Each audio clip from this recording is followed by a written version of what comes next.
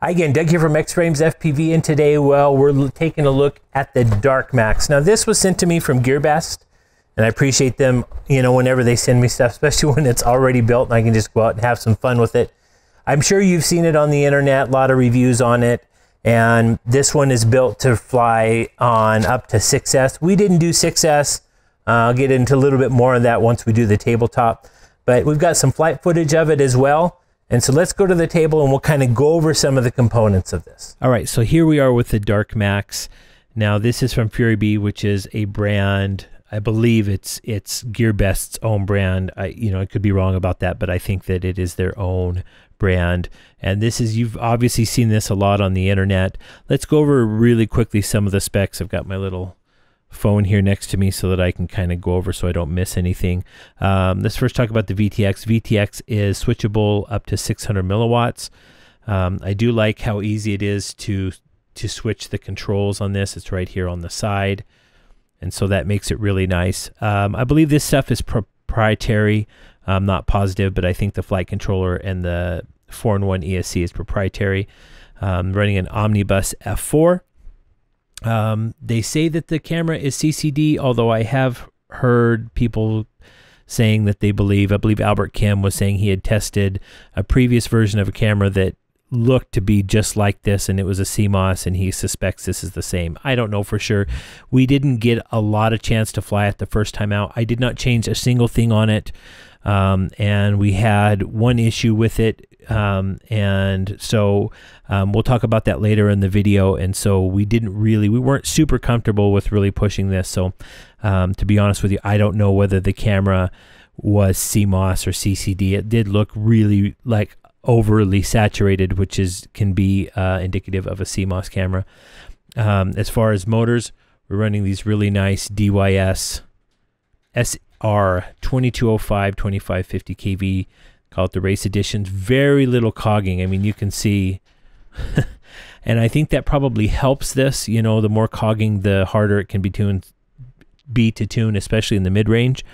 And I think when we're going, people are buying this. A lot of people are buying this for 4, 5, and maybe even 6S, and so that can kind of make it easier. So 30 amp, 4-in-1. We talked about that. F4 flight controller, 600 milliwatt, switchable VTX. Built-in addressable LEDs, meaning you can have it where it'll give you warnings and all sorts of stuff. There's tons of setups that you can do through Betaflight. Let's get a measurement on the arms. Make sure you can see that. Yeah, right at 4 millimeter. And then these side plates are 2 millimeter. Now, my son was laughing at me earlier because this is the take 2 of this video, as usually there are more than one takes. And I kept on saying grams, and he thought it was funny. So, but he thinks everything that I do that's a mistake is funny because he's 16 years old. Let's get a weight on it real quick, but he's a good boy. I'll just put that out there. 295 grams is the weight. Not heavy, not light, just kind of in that kind of normal weight. For myself, I enjoy light, so I like stuff 260 and below. But this is by no means heavy, especially considering, that we're running this heavier canopy. This is built to take 5 or 6S. And we'll talk a little bit about that later. Let me make sure I hit everything on there. I think that's about it as far as it does have access. Let me see here. It says here that it's got, it looks like, yeah, you can put an SD card on here. So for black box, so that's nice. For those people who know black box, which I am not one of them, I would love to learn it. It's just one more thing, and I'm about at the point now that I feel like my tunes would really benefit from black box, because I'd be able to get all nerdy at home and look at it and say, oh, I could change it, change this just a tiny bit. But anyways, I'm not going to do it as of yet. Too much stuff to learn in this hobby already. And then for the receiver, this is the FRSky version. So that receiver is a micro receiver, in my opinion. Now, the reason I say that is because it's got this really tiny antenna. And so let's talk about the failsafe. What was the issue we had? Well, it's right there. It's staring you in the face. That is why it fail-safed the first time. And like I said, when we first took it out, other than changing the props, it does come with these Gemfan flash props, 51, 52s, I believe is what they are, yeah. These are good props, but I already had them in the package. I have a bunch of these AVANs, and so I just put AVAN props on it because I know they're good props. But other than that, I did not change a single thing. I didn't change tune. I didn't change anything, and I wanted to put it out there and say, okay, this is what it's going to get, what it's going to be like when you get it.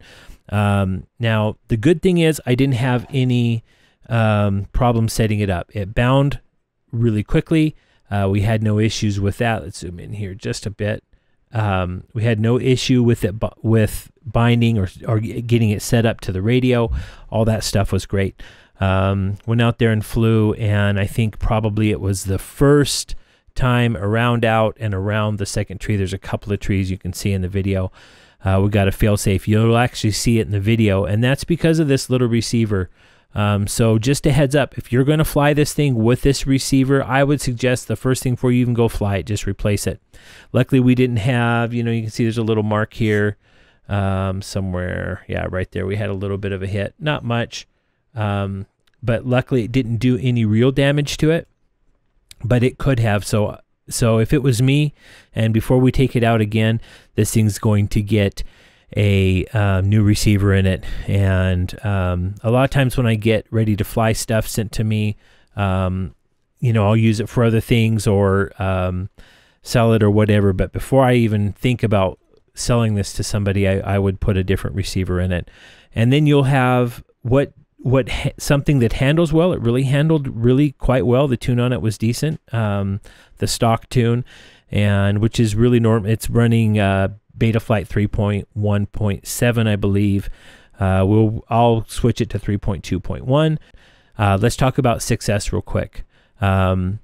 We did not fly this on 6S, and the reason for that is that my opinion is when you're running a 4-in-1 ESC, a 4-in-1 ESC is not really set up to handle 6S. Now, I know there's a lot of 4-in-1 ESCs that say they can take 6S, but I think that so much voltage going through one, you know, automatically when we run a 4-in-1 ESC, we've got, you know, less copper for it to run through than like a really good quality PDB.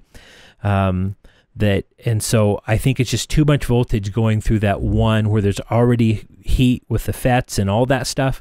And so for me, if I'm going to run something on 6S, I'm going to put the ESCs on the arms, and have had good luck doing that. So I don't know if you guys have one of these, and maybe you've ran it. If you have, put a comment in the video here so that we can, you know if people have had good luck. I know Andy RC ran it on 6S, and I know it ran fine. But I think over time, I think we'll find that people that are running these on 6S may have issues, and maybe they don't. Maybe they found the magic sauce, as they say. But for me, I'm just going to run it on 5S. So we ran this on 4 and 5S.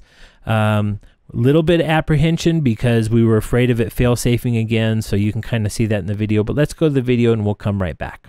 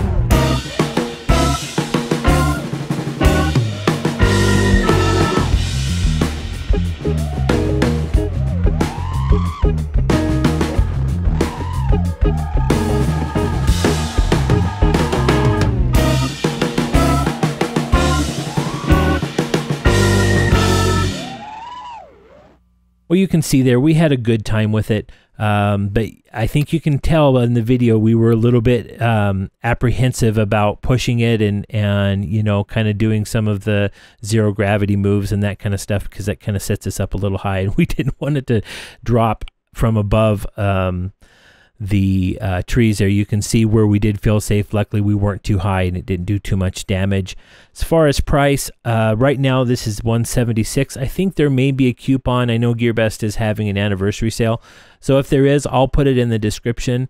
You know, listen, I build these things every day of the week for the most, or 5 days a week at least, and it's what I do, and I am all for there being inexpensive alternatives for people that can't afford what I do. Not everybody can afford a custom built drone, just like not everybody can afford a custom built car, right? A lot of people are driving around Camrys and Accords just like I drive an Accord. You know, the reality is we just can't all afford to have the best of the best.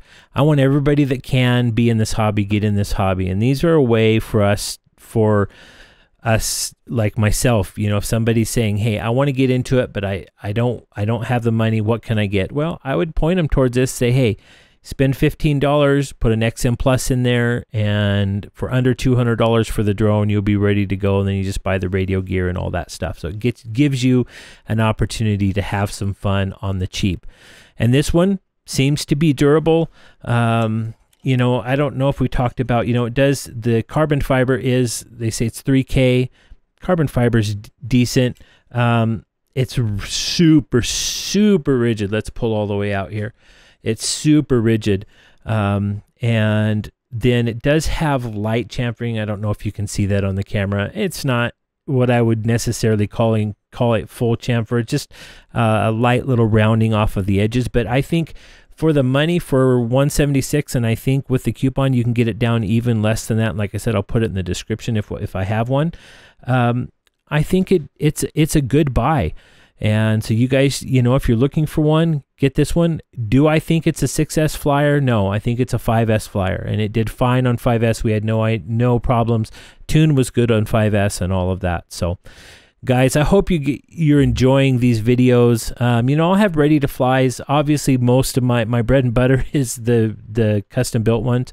But hey, if these companies want to send me ready to flies to review, I'll be glad to take them, because it's nice sometimes just to throw a battery in something and hook it up and not have to build.